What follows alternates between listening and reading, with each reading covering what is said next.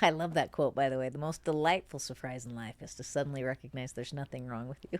Yeah, so I'll have my clients on It's day so one. awesome. On day one, they just got out of prison and they're Right. sitting here. I'll have them read that, and I'm not kidding you, Natty. Probably almost 9 out of 10 people start crying. Oh, yeah.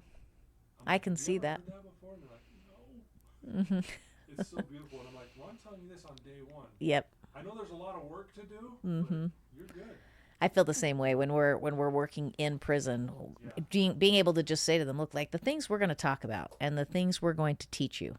I teach to CEOs of multi-billion-dollar companies. I didn't walk in here with a prison curriculum to teach you because you're some kind of prisoner or inmate or broken person or addict or felon or how many labels have been slapped on you that you've claimed and owned. Yeah. I didn't come in here to teach you. I came to teach you because you're a man or you're a woman Yeah. with unlimited potential. Wow. So let's reframe that, right? When we start with that, it's always amazing how they sit up a little bit straighter and they pay more attention, Boy, right? right? Yeah. We had a CO that came in our class and sat in for just a second, and he said, people don't talk to them like that. And I said, like what? And he goes, you were just like unapologetic. And I said, exactly. And I said, I told him, I will show up here and I will respect you as the human beings you are, and I demand you respect me. Yeah. Right? You should demand I respect you, and I'm going to demand you respect me right back. And he's like, Right. people don't talk to them that way. I'm like, why not? Right? They don't know Natty. They don't know. They don't know the concept. I think of expectation. Right? It's just Yeah. so much of that. But Well, man, this is a great way to start this off, guys. That's Natalyn Lewis, or better known as Natty. Thank you for being here.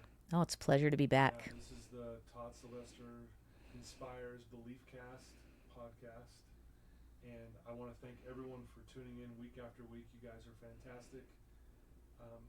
I pinch myself, honestly, every week when I can't believe where this is taking me and taking, and how many people have been touched by the stories. Mm.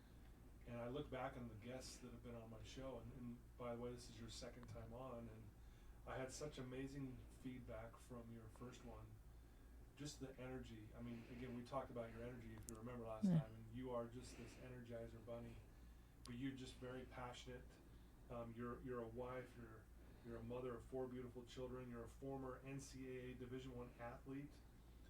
You're very passionate about the power of the mind. You learn quickly how powerful our minds can be, good or bad. Absolutely. You've got your own story around anxiety, which we're going to get into, which we didn't touch too much on the first time. And you're really big into emotional intelligence. I'm excited to talk about that because I think a lot of people don't understand when you hear that. Oh, emotional intelligence. Yeah, and everyone's like, yeah. What is that? So we're going to get into that. So guys, you're in for a treat today. But I want to thank my sponsors: Craig Swap and Associates, Wasatch Recovery, Thread Wallets, Maury Nutrition, and the beautiful music you heard at the beginning, at the end of this podcast, is by my good friend Paul Cardall. He's an award-winning pianist, and he's got 25 million active listeners every month. He's unbelievable. So, Paul, thank you for letting us use your music. And that was a completely different intro than I've ever done. But what you were just saying about how you approach these people who are in prison, I want to get rid of that. It was beautifully said. It's so good. I'm like, we're going to start there. Well, that sounds good to me. So, for those who may not have heard your story, and when I say your story, you've been through a lot. You do a lot of great things. You've got some funny stories. You've got, but you also got some really, beautiful stories, powerful stories. What could you tell someone right now who doesn't know much about you? Let's get a little bit into that. Like, tell us more about you. Yeah, well, I grew up and I was just one of those self-confident kids. I grew up and I was an athlete and I had my own business. I was the youngest of 6, and I think by the time when you're the youngest of 6, you better just figure it out sometimes, right? And I thought I had it all together, right? And then I was a college athlete, and I had college down, and I got married, and I was like, I don't know what everybody's complaining about. This life business, it's not that hard, right? Yeah. And then I had my 4th child, and I was on bed rest for 7.5 months. And I was literally stuck in a lazy boy recliner, incapable of moving. If I even stood up to put a dish in the dishwasher, I had contractions and would go into labor. And I'd never been through anything like that. I'd never been through something that took away a core part of who I believed I was, which was my capacity to move my physical body. And I didn't know what it was going to feel like to have a chunk of identity ripped from me. And I didn't understand how important that was. And the next thing I know, I am dealing with health problems. I'm dealing with emotional problems. I dealt with debilitating anxiety. I started getting to the point where I thought I was having heart attacks multiple times a day. I was deathly afraid of what was happening to my body. I didn't know if I was dying, if I was sick, if I was hurt, if I couldn't wrap my head around it. I started going into deep depression. I had postpartum. I had all of it stacked on top of each other. And all of a sudden life and what the emotional, mental side of life is became extremely real. And I had no idea what was happening to me. And I was paralyzed by the fear of the uncertainty and the unknown. And I didn't realize at the time that what I was experiencing was anxiety. I had no idea. Yeah. And what happens so frequently with people is they don't know. Yeah. Emotional intelligence is the concept that we can start to understand emotions to the point where we're stop being afraid of them. So many people, paralyzing fear about anxiety. You hear it all over the place. Oh, I got anxiety. She's got anxiety. I might have anxiety. And everybody is afraid of this thing because it feels like this unknown thing that's wreaking havoc on our lives. It's making my heart race and my stomach feels like hamsters just got let loose and I can't think straight and I'm sweating all of a sudden and I don't know what just happened to my body. Yeah. And we freak out about it because we don't understand it. Yeah. I didn't understand it. And I found myself literally in the fetal position in my closet, incapable of moving my arms and my legs. I couldn't move them. I could not command my brain to move my legs and my arms. And I ended up in the hospital for severe anxiety and a panic attack. And I couldn't make a move. And I had a hospital worker walk in. I had been through tests for a full day of tests. And everything was coming back. There's nothing wrong with you. There's nothing wrong with you. I'm like, oh, like heck, there's nothing wrong with me. I can't move. Something's definitely wrong with me, right? And I'm broken here. This was what I was thinking. And this woman walked in to talk to me about my children. And I thought, why is she talking to me about my kids? And my brain started connecting the dots. And I realized, like, they're evaluating me right now. And there was something in that moment that I literally felt in my brain, like something clicked. And everything turned on and my arms and legs started moving and I was getting the heck out of that place. We're not going to talk about my kids, right? And I went home and they wanted to put me on medication. And it was a really interesting, I'm not anti-medication, let me just say that. But for me, when they said, we want to put you on some anxiety medication, and the number one side effect of that is depression. I was like, that doesn't seem like a great idea for me. Yeah. Then but we have depression medication we can put you on, which the number one side effect is suicidal tendencies, right? And I was like, this just seems like it's going from bad to worse. Like, I'm not on board with this game plan. And I couldn't stop thinking about that click that went off in my brain. I couldn't stop thinking about what was that? Yeah. When everything turned on, I had control again. What was that? And I started to study. And I started to engage and I started to put all of the pieces together. And then years later, when I came across My Story Matters, which is a nonprofit organization that I've partnered with, they had 14 years of research and development in the same space. And as we started to put all of the pieces together, we came up with a framework that has just been so invaluable in helping myself, others. Like, I went from having debilitating anxiety attacks to I don't take medication, I don't experience anxiety, I don't have panic attacks, I don't live with that anymore because I learned to understand it. And with understanding, I could change my belief. And with a change of belief, I could change my behavior. And if I could do that, I could control it. And I think that that's where it all starts. It starts with just understanding it. Yeah, I love that you say that, because I'll ask my clients who say, hey, I feel really anxious or whatever. Mm-hmm. And I'm like, define anxiety for me. I'm like, mm-hmm. what is it? I'm asking them this, right? Mm-hmm. And 10 out of 10 are like you said, I don't even know what to tell you. I can tell you what it feels like, right? But I can't tell you what it is. Mm-hmm. And so I love that you know, like, what was that and what changed, and that you decided to go deep dive into this research to figure some of this stuff out. Yeah, because it's the same thing. I didn't know what it was. What I knew is what it felt like. I knew it felt like I was having a heart attack. I knew it felt like I couldn't breathe. I knew it felt like somebody put a weight on my chest and was standing on top of it. I knew it felt like somebody let hamsters loose in my stomach and then put me on an elevator to ride up and down over and over again. That's what I knew it felt like. I didn't know what it was. And I didn't know how to make it stop. And I didn't know how to get control of it. And because of that, it's terrifying. Yeah. And think that fear, ironically, gives us anxiety about anxiety. And now it's worse, right? And it feeds off each other. And now everybody runs around out there having anxiety about anxiety, and it's just worse, and it's getting worse. Yeah. Wow. Well, you know, again, you have so much to your story that I want to tap into today, if we can, a little bit. You know, I mentioned you were a Division I athlete. This was obviously before you were married, correct, and the kids. Mm-hmm. So back, like you said, this is the first time you'd ever experienced something like this. How were you as this athlete? Were you this, did you step on that court like with all the confidence in the world? You know, did everything just seem to fall into place for you, or did you have your moments there too? Oh, we definitely had our moments there too. I didn't feel anxiety in those moments. And what I did learn from that was actually the key to anxiety. I learned the key to overcoming anxiety. I just didn't realize it at the time. Really? So much of what I would experience as an athlete was a lack of identity, which often came from a lack of vision. Now, people, if I ever say vision, they're like, oh boy, here we go. We're going to get with the woo-woo. We got to talk about dreams and all the things, right? And I used to be the same. I'd be like, why do we got to talk about the big dreams? I need solutions. I have real problems. Hamsters live inside of me. Like, we stop talking about dreams, right? But I didn't understand at the time was that if I don't have anything to look forward to, the only thing I'm looking at is what's behind me. I'm constantly looking back at where did I came from? What happened then? Why did that go wrong? Where was that? Where was I? What did somebody do to me? And if we're constantly looking back, where will we go when the next moment in life comes?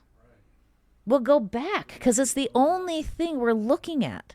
That's like my kids. I love my kids. I got 2 teenage boys, and the summertime is here, and all their teenage friends are here. And I don't know what it is about teenage boys and being half naked all the time. They don't like to wear clothes. And they eat like horses, right? So I got the twice weekly Costco situation at my house, but I was so proud of myself. It was on Monday. I just stocked the fridge, just stocked the pantry, and now I got half naked boys standing at my fridge. Open it up, and next thing you know, you hear this, Mom, why is there nothing to eat? I wanted to pick them up and chuck them down. I'm like, I just stocked that thing. I'm like, what do you, right? I just stocked it. And I said, well, what do you guys want? And they were like, I don't know. And I want you to think about this. It's such an obvious concept, but we cannot find what we don't know we're looking for. So when we don't have vision, when we don't have something forward looking that says, this is what I want, this is what I'm going after, the only thing I can look at is what's behind me, where I came from, who I used to be, what happened yesterday, and I will go back. As an athlete, I learned that. I learned that if I was walking into today's game and I didn't know what I wanted today's game look like, I didn't know how I wanted to show up at today's game, I didn't know how I was going to be my best self, whether I got to play or whether I was riding the pine, regardless of what was happening in that moment, how was today's game going to be for me? If I didn't show up with that, I was staring at yesterday's game. I was staring at yesterday's practice. I was staring at yesterday's belief, which leads me to be stuck in the past. I love that. So give us an example. So like, what would it look like? Like you're getting prepared for the game. It's going to start in an hour. What are you telling yourself in those moments? Like, because to stay in the moment, and what would you tell yourself? This is what I want for this game. Yeah. What would you say? What were some of the things that you would go? Yeah, it was literally a picture. It was literally a picture while I was putting my cleats on of what it would look like and what it would feel like to be victorious that day, whether I was the one scoring goals or assisting, whether I was the one cheering them on or sweating my butt off on the field. What was victory going to look like for me that day? I knew I wanted to win. I knew I wanted my team to win. I knew I wanted to be on that field. I also knew I didn't have total control over whether I was the one on the field or the one supporting. Yeah. And when I got stuck in the mode of, if I'm not the one on the field, then who cares? I got stuck looking at a picture of the past. looking at myself in high school. I was this all-star athlete. Like, why I should be on this field right now, looking at the past, right? Well, I'm in college now. There's a new level of play. There's new teammates, and the kids I'm playing with are talented and they're good.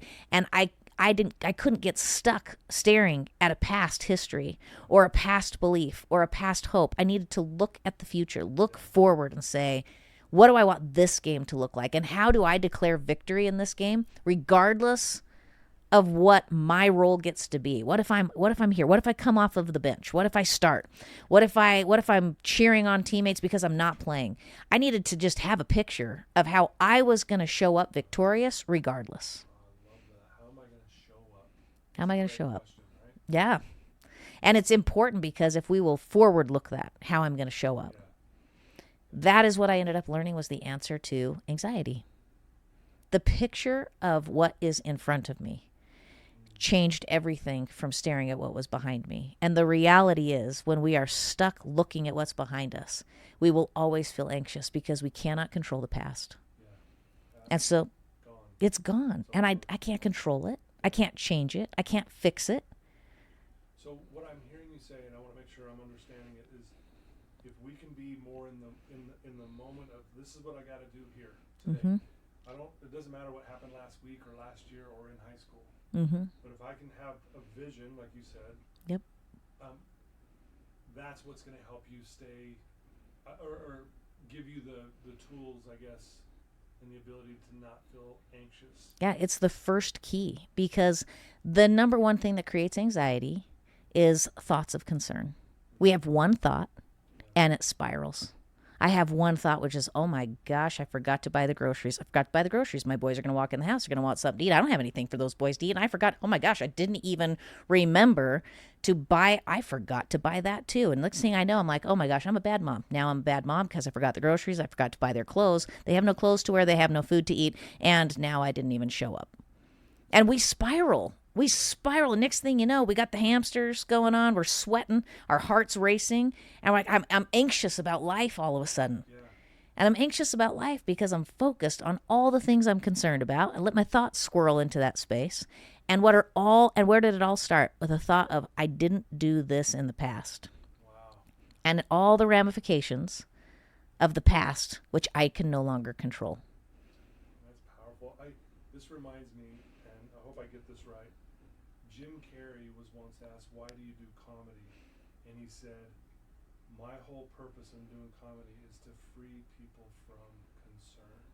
Yeah. Even if it's just for the hour that I'm talking. Even if it's just for the hour. So I love that you said that, because it's so true, right? All these thoughts of concern are running rampant. No wonder give me some medication. Yeah. Give me something. Yes. In reality, the problem is ultimately we're allowing our thoughts to control us instead of us controlling our things. Yeah. Well, we talked a lot about that last time yeah. we were on, because that's oh yeah. a real thing. Well, it's we start looking at life as if it's happening to us instead of us happening to life. If life is happening to me, what control do I have? I just got to sit there and take it in the teeth all over and over. And if I take control of life, things are different, right? Yeah. And it requires a picture. I'll give you an example. So I've got I have these teenage boys, love them to death, and one of the things we have to do, we share responsibility. And I've got an event that I've got to do, and I was preparing for that event, and I said to my boys, I need you guys to clean the kitchen. And so I go into my office. I'm starting to get ready. Next thing you know, I hear the music is cranking. I mean, so loud. My office, like my desk is vibrating because the music's cranking in the kitchen. And I'm hearing some screaming coming from my 11-year-old. And I'm like, what is happening in there? And I walk out to the kitchen, and I'm witnessing three boys. And I'm like, the kitchen's for sure worse than when I left it. Like, there's water everywhere. My 11-year-old's running around the center cabinet because the other kids are flicking him with the wet towel. I got one kid who's literally line dancing, and the water's running in the sink. And I'm like, what is happening in this room, right? And so the only thing I can think of, right, is my concerns. I'm supposed to be in here. They're supposed to be doing the dishes. The dishes aren't getting done. My presentation's not getting done. Nothing's getting done. And so guess where I spiral to? I'm not going to have ready. I'm not going to be ready because this didn't happen correctly. And now spiral. What's my picture? Yeah. Chaos. Yeah. So I'm putting my little guy to bed that night. I came down, I bring down the mama hammer, right? It's like, boys. So they get it together. They clean the kitchen. I'm putting my little guy to bed that night. And he said, hey, Mom, why'd you get so angry when we were doing what we were asked to do and having such a fun time doing it? And I thought, oh my gosh, from the mouths of babes, right? I'm like, right in the gut. And I realized, like, my gosh, what was my picture? Well, my picture was chaos. My picture was failure. My picture was disaster. My picture was disobedience. My picture was out of control. And my picture was everything I couldn't control, which was my boys. I can't control them. Right. And so I didn't have a picture of a future of me being on stage successfully delivering a presentation, even if it was waterlogged, with a happy family, right? I didn't have that picture. So I decided, I made a very conscious choice of like, I am going to shift that picture. Well, I had an opportunity to test that out about 2 weeks later. I had another presentation I had to get prepared for, and I said to the boys, do the dishes. And I go sit down, same thing, here comes the music. And I was like, oh my gosh, not again. And I was walking out the door and I thought, change the picture. Like, who are you? Like, I am an unstoppable daughter of God. And from that space, how do I show up? What is my picture? My picture is not delivering a perfect presentation from a perfectly silent home where 3 boys are not boys. They're perfect, obedient little crisp, clean children with coiffed hair. Like, that's never been my picture. So why is that what I'm trying to create? So I walked out there and I was going to say something. I just had this feeling like just watch. And I watched as my 17-year-old son had gone down the hallway. He had gotten a cowboy hat, cowboy boots. I mean, he was decked out, and the whole boot scooting boogie's going on. He's line dancing. My 11-year-old's trying to follow along with the line dancing. My other kid's doing the dish. Water's everywhere. And I just thought, I'm going to let this ride. I went back in and I started doing my presentation, and I could do my presentation just fine. Even to the boot scooting boogie, right? I finished my presentation, I come out, and what I witnessed was 3 boys who had started in that kitchen as boys walk out as 3 brothers. The kitchen was clean. It took them 2.5 hours to do what it would have taken me 15 minutes to do, and it got done. And the difference was that was how an unstoppable daughter of God shows up, with a picture of what I actually wanted, which was to deliver real content that's genuine and authentic, not perfectly coiffed. To have a real family that's authentic and genuine, not perfectly coiffed. And it might be messier to do the dishes, and it's awesome. Yeah, wow, that's beautifully said. Thanks for sharing that. That's powerful. I don't know if you ever watched the show back in the day, Home Improvement. Yes, little Tim Allen. Tim Allen, and I remember his kids were same thing, running around the house, and they've got a football, and the kids are running to and the mom's screaming, and kids are screaming, and Tim goes, hey, kids, stop.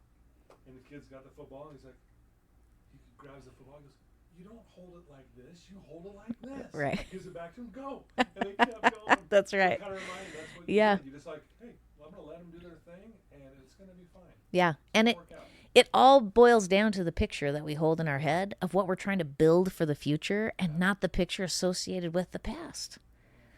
That's so powerful. I love that. You keep referring to identity.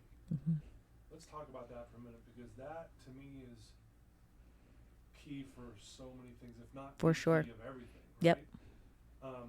So talk about that, because I love that you reminded yourself in that moment of who you are. Mm-hmm. Versus, because not only you, I hope I'm saying this right. Not only did you have a picture in mind, yep, and you kept it good, but at the same time, you also reminded yourself of who you are. They kind of go together. They do. So and talk about that. Yep. I think that's our listeners need to hear why that's so important. Well, that's why I said vision's the first step, because vision's the foundation to identity. If I don't have a picture of what I want to build, then how do I know who I am in that process? Yeah. Right. And so having that picture of what I want to build allows me to establish who I am and who I want to be. I think identity is the root of all motivation. When people tell me, I can't get my kids motivated to do anything this summer, I say, well, who are they? I'm like, well, they're my kids. Like, this kid's a punk, and this kid right here is disobedient. I'm like, well, fantastic. Keep telling them that, and let's just see how that goes for you. If they ever want to kick in, let's just see how that story ends. Because, I mean, I could get some popcorn and a drink, or I could just skip to the end and tell you right now. They ain't never doing nothing for you all summer long, right? Right. So I say to these moms, I say, who are they, and what do they want? What's their picture? She goes, I don't know. They just won't do anything. And I said, okay, great. So what's the picture? She goes, I don't know. I said, ask them. Ask them what they want. So she asked her kid, she's got a 7-year-old boy who she just could not get to do anything but play video games. And she woke up and he fed him breakfast. And while she was feeding breakfast, she said, hey, what do you want today to look like? And he goes, oh, I want to go to the lake. And she goes, okay, well, we could do that. And he goes, but not just go to the lake. I want Dad to be there.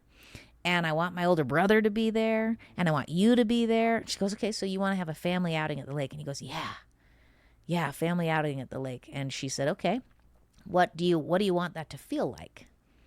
He goes, oh man, it's going to be so great. The sun's going to be shining. We're going to have such a good time. And I love it when we go out on the lake and then Dad puts me out on the back of the boat and then dumps me. And then he laughs at me and teases me. And it was like he was in it. He could see it. He could feel it. And she said, okay, what kind of kid shows up to that lake event? Is the kid who just sits in the basement playing video games all day long and just hangs out among all the trash that you're collecting at your video game? Is that the picture of the kid who shows up on the lake, or what does the kid on the lake show up as? And he goes, no, I'm excited. She goes, okay, so what does it look like to be excited today? She said, I'll tell you what, I have 3 things that I need you to do, and then we're going to work on getting to the lake. How does an excited kid that's getting ready to go to the lake do the dishes and clean up his room and practice his piano?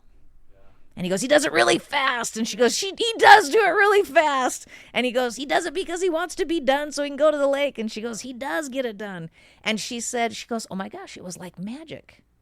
He just took off. And I said, yeah, but that's because today he was excited to live a life he could see and picture. I said, what was he waking up to before? A picture of yesterday? What did he do yesterday? Sit and play video games all day long? So who was he? The lazy, disobedient kid that you told him he was 14 times yesterday? With a picture of what that looked like? So he's going to wake up and he's going to go where? Back. And if we just entice people to look forward and remind them, like, if that's the picture, who are you in that picture? How do you show up in that picture? What do you feel like in that picture? And when they'll start to claim that feeling and start to claim that character, they can show up completely differently. So cool. Yeah, because I think identity, like, it's one of the things I try to teach my clients. I'll ask them, who are you? And they literally cannot answer the question. Yeah. I mean, they'll try sometimes, like, oh, my name's Todd. I'm a counselor, and I'm a father. And, then they look at you like, I don't know. Oh, I know. That's because most people try to claim identity as the role, right? The roles. Yeah, I'll often say, well, no, you're not a father. And like, yes, I am. I'm like, well, no, you get the title and role as father because you have kids. It's not who you are. Yep. Kind of thing. And so I love that you're so big into that, because I think that's so helpful for all of us to understand what that is. Yeah. Well, I think there's so many parents that I talk to these days that they struggle with their kids turning in their homework. Can't get their kids motivated to turn in their homework. Yeah. And I think this is a perfect example of that. Ask the kid who they are in that. And when they're like, I don't like being a student, I don't like going to school. And they'll say, I don't like going to school, because the picture they have is, I'm a student. Yeah. And they don't even like being a student. So are we going to like turning in our homework? And the next thing they have is, if you can just say, well, what do you want? What do you want? Yeah. We had a young man who just would not turn in his homework. And we said, what do you really want? And he said, I want to be a pilot. And so she said, have you looked at school? Let's look at it. Let's dive in. Let's look at school. What does it take to be a pilot? And he went out and looked and found out he didn't even need a high school diploma to become a pilot, but he did need 25 credits, college credits that would transfer. And he had to get a B or better. And all of a sudden, he's enrolled in all his school classes, turning in all his homework and getting A's and B's, because it's not about being a student any longer. What's it about? That's about becoming a pilot. And then we went further. And I said, what kind of pilot do you want to be? I said, do you just picture yourself flying planes, like being somebody's employee? And he goes, no, no, no, no. I want to be a pilot because I want to fly private jets. I said, ooh, private jets. Who's on this private jet, right? He's like, oh, I have exclusive clients. I said, ooh, exclusive clients on a private jet. I like it. So where are you flying to? And they go, oh, they're like vacation destinations. I'm their pilot that takes their family on vacations on their private jet. I said, okay, awesome. So they want to hire the kid who barely squeaks by in school, yeah? And he stopped and he goes, no, they want the best. I said, oh, so you're not just going to be any kind of pilot. What kind of pilot are you going to be? He goes, oh, the best. I said, what kind of best pilot? What does the best pilot look like? And he goes, well, they're reliable and they're like focused, because you got to be focused if you're going to be flying a plane. And they take care of themselves. And so I said, what does it look like physically? Like the best pilot that's reliable, focused, like what does their physical health look like? He said, well, they gotta sleep, because they can't be like sleep deprived when they're flying a plane, and they gotta eat well because they gotta be healthy.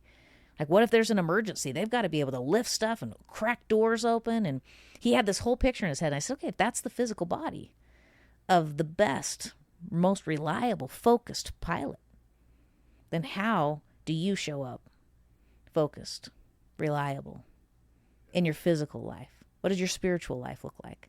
What does your connection to God look like? How do you show up for your family? How do you show up for the people in your life?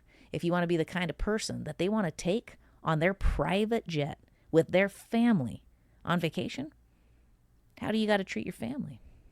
Yeah. And all of a sudden this whole picture shifted. Yeah. And his mom's like, what just happened to my son? Right? Like we went from not turning in his homework to going to bed at night and eating better, and like he doesn't want to drink soda anymore. We had this whole conversation, and I said, well, that's the thing. He knows who he is now. Yeah. And he's not a 17-year-old student. And he never wanted to be a 17-year-old student. Yeah. And his picture was like mundane classes that are pointless. Yeah. Would any of us enjoy turning in our homework when our picture is mundane classes that are pointless? Yeah, as soon as he had the picture and knew what he wanted, he could dial that into who he was. And with the picture, with the identity, came an emotion. And guess what? Identity is the root of all motivation. Why was he now motivated to go to bed at night? Because it's what he wanted and it's who he was. Why was he now motivated to turn in his homework? Because it's what he wanted and who he was. Identity is the root of motivation. And the picture and knowing what we want is the start of figuring out our identity.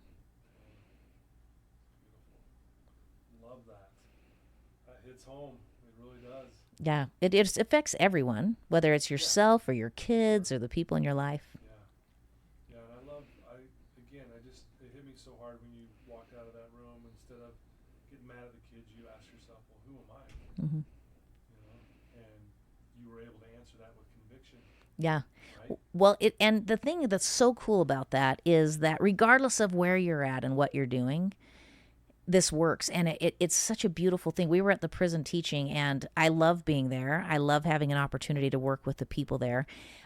We had one class that had a really tight shift, and we were running late, and there's like an opening, right, where you have a time before there's going to be, they're going to open things up, and you got to run through there and get through the next gate and get into class before they have movement. Yeah. And I was by myself because I had to get to this next class, and I came out. And I realized I'm out of time. Like, I don't have any time. They're going to close the gate and then open all the gates. And I got to get like a half a mile. And I got like 5 minutes. And I haven't run a half mile in 5 minutes for a hot second.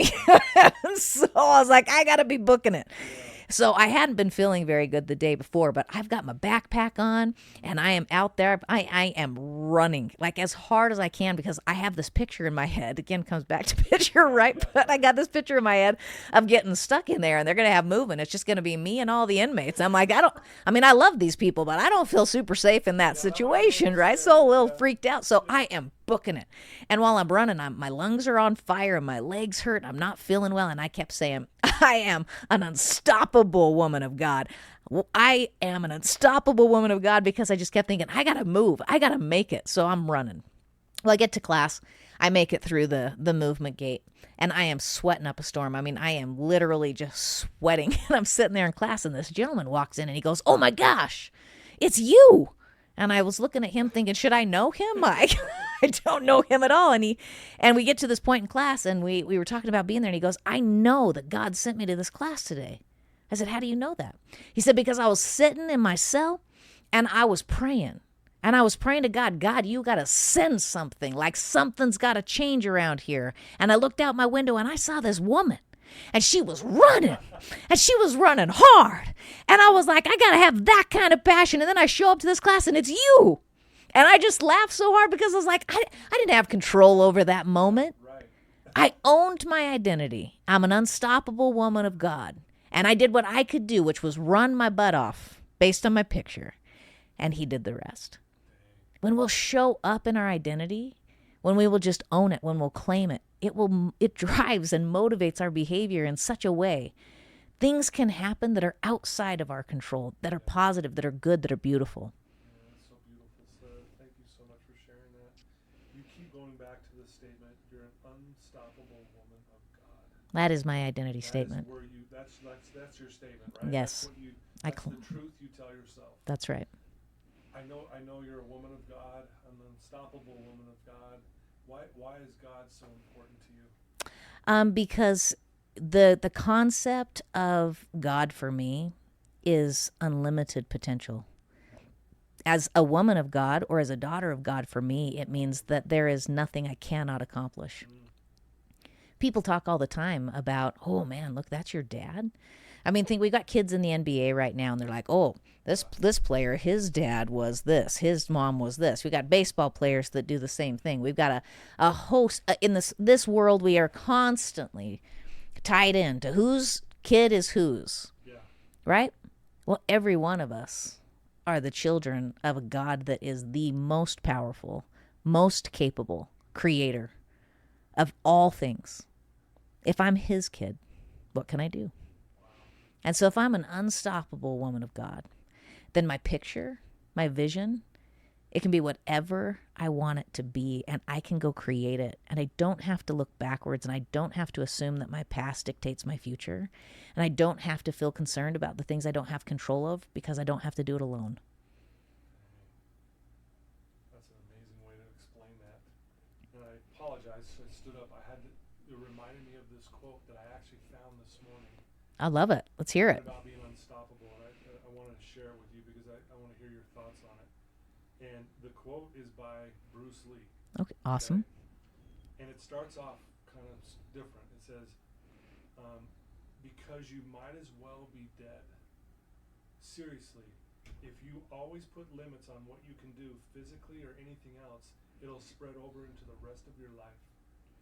It'll spread into your work, into your morality, into your entire being. There are no limits.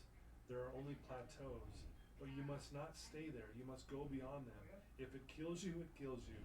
A man or woman must constantly exceed his or her level. Wow. Yeah. And that's really what you basically are saying to yourself. Instead of saying, well, I've got limits, I can't do this, you're like, no, I'm unstoppable knowing that I'm a daughter or a child of God, right? That's right. Is that what you're saying? That's right. And one of my favorite quotes that I think goes right along with that is it's actually from George Lucas. And he said, we are all in cages with the doors wide open. And he just talked about how if we're all living in a cage, but the door is wide open, why do we place so many limitations on us? Why do we sit down in a space and say, no, I guess I'm not capable of doing that? Really? Do you know who your father is? Like, why limitations? Why must we place limitations? It's almost like everyone seems to do it, so we just like, well, they do it too, so I'm going to do it too. Yeah. It's weird that we do that. Like, well, again, it comes back to that picture of the past. Yeah. We define what we're capable of doing by what we've seen either ourselves or others do in the past. The irony of that is the people who have changed everything are the people who refuse to live that way. The person who says, no, I can figure out an airplane. Well, I'm sure glad they can, because I don't have any idea how that sucker flies, but I happily get on them, right? Same here. I'm like, how does this stay Right. there? Think about that. Or electricity or the internet. I mean, all of these things where if all of us were so busy looking at what had been done in the past, we wouldn't even have indoor plumbing. Right? Like we have to allow ourselves to forward think, to think bigger, to think about something I want, to think about that thing that just like just activates my soul and lights me on fire, and I don't have a clue how it could be done, right? But the how, the how is just not your business. And we talk about this a lot, but the picture of the vision and the attachment to identity, you have to get the how out of the way because you'll limit yourself. We had a gentleman in prison who was serving 6 life sentences. And I talked to him. I said, I need you to have a vision of the future. And he said, Natty, my parole officer hadn't even been born yet. Like, I will die in this place. The vision of my future looks like being in charge of the laundry. He's like, why would I get excited about a vision? I said, just work with me here. We talked a lot about why vision it's not dream casting. It is literally putting a picture in front of you that is so important because without it, you will constantly live in your past. And I talked about what he really wanted. He said, I just really want to be happy. I said, if we want to be happy, are you happy in the past? Because if you really want to be happy and you weren't happy in the past, then staring at the past isn't going to get it done. Right. What do you really want? Well, we went for 6, 7, 8 weeks, and he would come in with this vision of the laundry or vision of I'm happy. I'm like, well, what does happy look like? 8 weeks later, he finally broke down. He said, I have a vision, but I'm not going to tell it to you because it's just so stupid because there's no way it can be done. There's no how. It can't be done. I said, the how's not your business. What's the vision? He said, I want to be a helicopter pilot. I said, okay, let's write about it. He said, why would I write about it? It's not possible. I can't keep telling you this. I'm going to die in this place. I said, keep writing about it. Next week he came in. He said, it's not just a helicopter pilot. It's a rescue pilot. I said, cool. What are we rescuing people from? He goes, I just picture myself. I'm flying into these high-risk situations, and I'm pulling people out, and I'm taking them to safety. I said, that's awesome. Keep writing about it. Fast forward, he's been writing about this. This man who is serving 6 life sentences will never get out. Yeah. And he came in one day, and he said, I finally figured out who I am. I said, who are you? And he said, I am free. And I said, you're free. And he goes, I am free. And I am a rescue pilot to the men around me that will never, ever, I will never walk out of these doors. And because of me, they will never walk back in them. He said, I will teach them what you have been teaching me. And I will make sure that when they go out of here, they do not come back. I will rescue them. I am a rescue pilot. And I am free. And I have never seen a happier man. He has been teaching with us in the prison for over a year now. And the men he teaches, when they get out, they do exceptionally well on the outside. And he flew them out of there and rescued them and landed them in safe places. And I just think the how is just not our business. If we will just get out of the way and claim the picture that we want. It is. It is a miracle, and the miracles are everywhere, and we are the only ones limiting them. If we will claim what we want, if we will own who we are. You know what's crazy? I was just thinking of this. Here's these people who've done obviously some bad things. They get thrown into prison, and then the blessing is they get to sit with you. I mean, it's almost not fair. We had. And I'm not trying to make you feel weird. Yeah. It's amazing what you do for people. Like, and to think that, they go to the prison probably in their minds, this is the worst thing ever in my life, the worst thing that ever possibly happened to me. But then they get to sit down with you and learn, and you push them, and you teach them. And I mean, we all need this. Like, I'm sitting here going, that is a miracle. Sorry. Yeah. No, that was okay. We actually had a woman in prison on Monday or on Wednesday of this week who came to class, and she said, because of you, this is no longer a prison for me. She said it is an education and a capacity for me to have something in my life I never would have had without this. And I think all of us have the opportunity to have that in our lives with so many things if we will look forward, if we will cast vision of what we want, even with the education, without her willingness to paint a picture of something she wanted in a really scary place, in a hard way, where it feels almost impossible to have something different in my life. So easy to stare at the past. So easy because she's reminded of the past every day. She wears the past on her chest as a badge with a number and a name, and she's called a nickname every day of the crimes that she committed. So easy to stay totally locked into the past. So hard to claim the future. And because she did claim the future, even though her circumstances didn't change, the joy in her life is substantially different. It's one of my other favorite quotes, is that the joy in our lives has very little to do with our circumstances and everything to do with the focus of our lives. If we're focusing forward, if we're focusing on who we are and what we want, we can experience joy regardless of circumstance because we will change behavior. This gentleman that's serving all these life sentences, he was a giant pain in the butt in prison, right? Because what's he got to lose? I bet you, what are you going to lock me up here for another year? I'm never getting out of here. I'm never leaving. So what can you do to me? And that was the attitude that he had. And now, like, he hasn't had a single write-up. He's the guy that the officers now go to have them help. Like, it's changed how he treats his physical body. It's changed how he gets up and exercises in the morning, changes how he eats, changes how he shows up for people. He's got a smile on his face all the time. And his address is never changing. I cannot reemphasize that enough. Like, our circumstances, our address does not have to change. Our picture has to change, and our focus has to change. Instead of focusing on, I'm never getting out of here, oh no, I'm a helicopter pilot. I rescue people. And I'm going to rescue everyone that leaves here, and they'll never come back. That's right. Ooh, well, the purpose, right? The purpose and the fulfillment that can come when we change the picture, when we own who we are. It will change how we feel, and because it changes how we feel, it'll change how we behave. And if we change our behavior, everything changes. So many people try to go straight for the behavior with our kids. I need them to be obedient. Okay, start with the picture. Figure out who they are. Let them feel something, and then let them choose to change that behavior and self-govern and self-motivate. It's way better than moving straight to hack away at that behavior, right? Doesn't work. Yeah. We waste a lot. Yeah. We got a really messy dishes, right? Like, that's, if you just attack the behavior, just really messy dishes. But when you go with vision and understanding and identity and feeling, you end up with 3 boys who walk out as brothers, right? So tell our listeners, like, what exactly you do. What is your business called?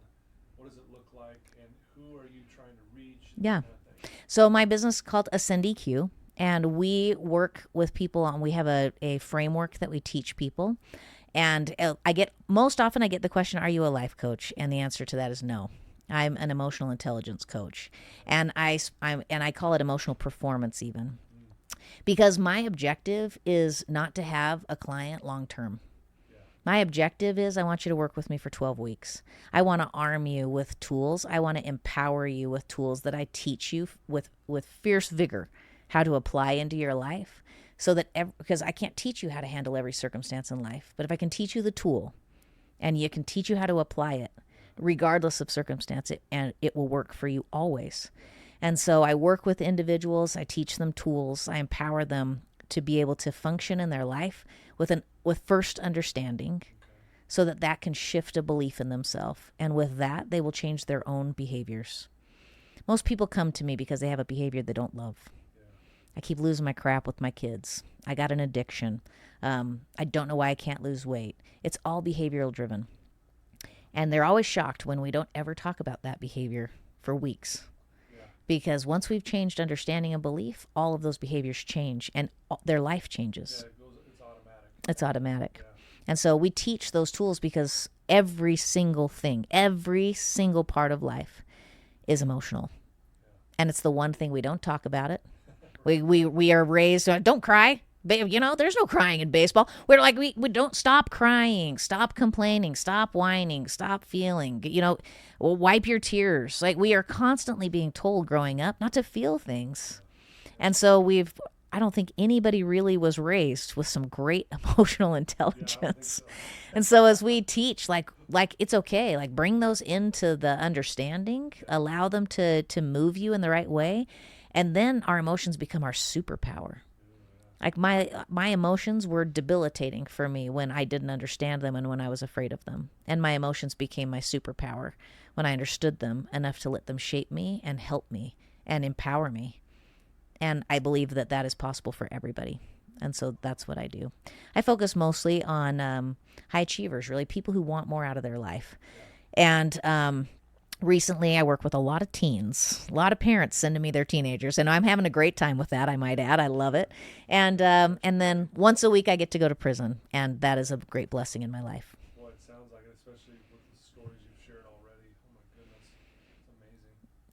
Well, I love what you do. I love your energy. I love your passion, and I love your intelligence, honestly, around all of this, because you've obviously this has been your life's work. And I look back and thinking, had you not had that horrible experience after having your fourth child, maybe you wouldn't be going down this road where you're at now, right? I mean, Oh yeah. so Yeah, that might be, while we're on the theme of great quotes, another great quote that I love is like, what if the worst thing that ever happened to you actually turned out to be the best thing that ever happened to you? Right? And I think, I mean, you can relate to that experience where it's like the life's experiences that you thought this is hell on earth.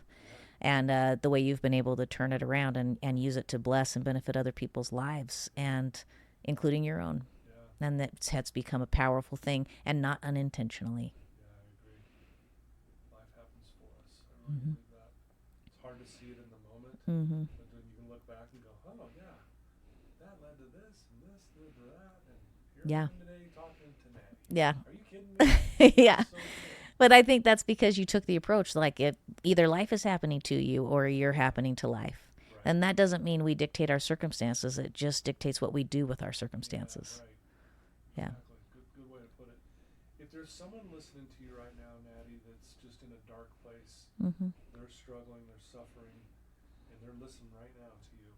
You've already said some really powerful things, but what would you tell that one person right now who's in that headspace? Yeah. I would tell them to get a picture. I would tell them first to move their body. We don't realize it, but when we're in the dark places, we need to move our body. And we usually sit or lay or stop. And so I would say go for a walk. And while you're walking, engage your senses and look at 5 things that you're grateful for that you can see, and 4 things that you're grateful for that you can hear, and 3 things that you're grateful for that you can touch, and 2 things you're grateful for that you can smell, and 1 thing you're grateful for that you can taste. And while you're walking and moving your mind in a moment of gratitude, then paint a picture. Not what do you not have, not what do you lack, not what has come before, but what do you really, really want? And answer the question, if I could have anything and there were no limitations, what would I have? What would I do, and what would I be? And when you've answered those questions, I want to know how you feel. And with that feeling, I want you to claim it. If you feel powerful, then I am powerful. If you feel hopeful, then I am hopeful. And then I want you to ask yourself, how does a powerful person show up for the challenge I'm facing in my life right now? And start to do different because you feel different, because you see a different picture. Beautifully said. Thanks. Thanks for sharing that. I learned so much from you. And I just love your insight on everything. And I think, anyone listening to this who is in that dark space, I really believe this. I know you just said it to them, but if you guys would just do it, give it a shot. What do you got to lose? You're already not feeling very good about things.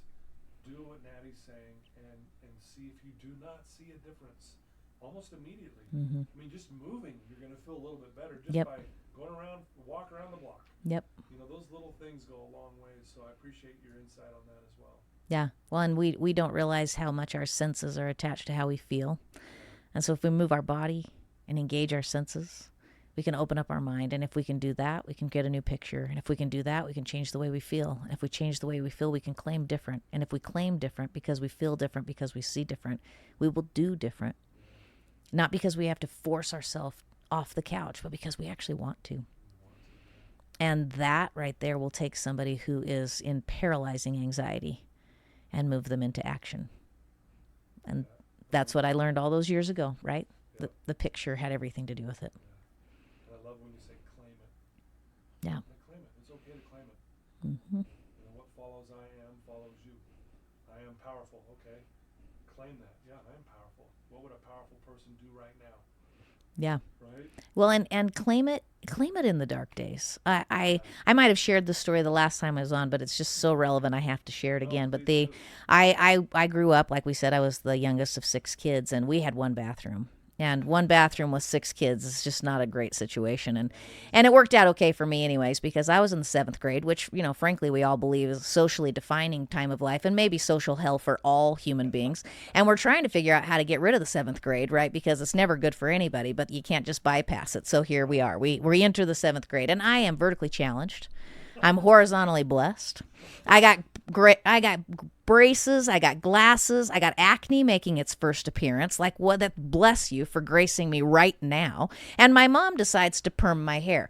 Well, that's fine, but she cut it short and permed it, and then she permed the bangs. Like, you don't perm the bangs. Everybody knows you don't perm the bangs. I was a disaster, right? I had really bad hair, glasses, braces, acne, vertically challenged, horizontally blessed. I mean, it was, and socially awkward, because I went from being this tomboy and who loved recess was my favorite subject in elementary school to 7th grade, where I have to like boys and not just treat them like a football player and engage with them socially. And there is no recess. Like, who made that decision? Like talks later, right? So this is me. And I have the self-esteem the size of a pea, right? So it's like I get ready in the morning and I go in. I was the last to get ready. I got bathroom time last because I'm the youngest.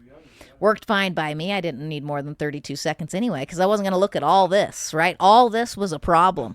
So I walk into the bathroom. It's like a quick tuff of the hair, a brush of the teeth, and zip out the door, because I wasn't going to look here anyways. I didn't like that. But one day I was getting ready, and my older sister, had been in the bathroom getting ready, and she had her music playing a little too loud, of course, which was her usual MO. But this time I walked in and I heard, "I'm too sexy for my love. Too sexy for him." We all know this song, right? And I'm doing my bad hair, and I'm doing my brushing my teeth, and I'm just getting into this song. And I go to school that day, and my best friend was like, "What's with you? Like, you're just so different today." And I was like, "I know. I'm too sexy." Right? Like today, I'm too sexy. And it was amazing how that carried with me all day in everything that I did. Right? Mr. Hot Pants in my science class was like, "Hey, cool shoes." And I was like, "Yes, they are. I'm sexy." Right? I just claimed it. I just owned it in everything I did. And I walked a little taller. And I held my head up. And I looked at myself. And I talked to people. And I engaged in my own life. And when people are at the bottom, it is so powerful to just claim a different picture. I had for a moment a different picture. I didn't see my acne. And I didn't see my bad hair. And I didn't see my braces and my glasses and my social awkwardness. I didn't see that. I saw a girl that was too sexy, going to school, having friends, and living life. And that picture changed the way I saw myself, which made me feel different. And I claimed a different identity, which made me act different. And that construct, if people will just allow themselves, they will feel different. They will feel better. They will do different. And because of that, they will have different. Amazing. It's a great story. Too sexy. Sure. That's right. I love that. Well, if someone wants to reach out to you, Natty, and wants to know more about what you do, maybe they want to hire you or have you come speak for them or work with one of their kids, what's the best way for someone to reach out to you? And where do they go?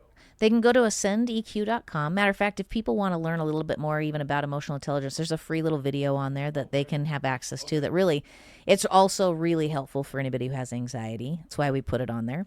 So a free little download they can just watch. That'll be super helpful to them. That's on ascendeq.com. Or they can find me on Instagram. I'm natty.o.lewis. And they can reach out with direct message, and we'll engage with them from there. We'll put both those links, obviously, on the show notes. I appreciate it. And I encourage anyone listening to this to reach out to you, even if they just have a question, or to tell you thanks for absolutely. We would love to hear from them. Yeah. Well, thank you so much for being on the show again. No, it's a pleasure. It's a pleasure. I talk to you all day. Same. This is good stuff. Yeah, I really appreciate all that you do, your passion and how you do it, and the way you carry yourself. You really do light up a room, and I'm grateful to know you, and I'm grateful that we're doing this again. Yeah, absolutely. Thanks for having me back, Todd. Yeah, you betcha. Well, there you go, folks. Another amazing episode with Natty Lewis. Please reach out to her. if you have a friend, a son or a daughter or a coworker that's struggling, send them a link to this episode and have them listen to it. And then follow back up with them and ask them what they thought and what they took away from it. I guarantee you it's going to brighten their day on some level for sure. So please do that. I know that most of you actually do that. So thank you for all your support. Again, thanks to my sponsors. I appreciate you believing in me. It means the world. And Natty, you're the best. And I wish you all the best with everything that you're doing. Thank you so much. You bet. Till next time, everyone. Love you guys.